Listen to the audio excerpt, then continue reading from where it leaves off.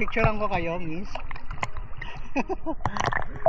Papunta na kami dyan. Oh, mamaya. I-reschedule mo na yung kay ano.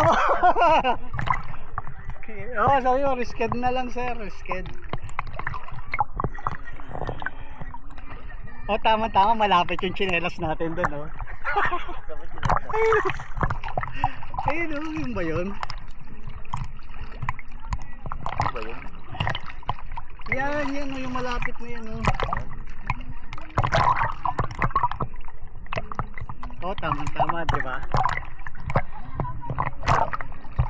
Malalim na rin pala. Kita mo, No? Malalim na rin lang.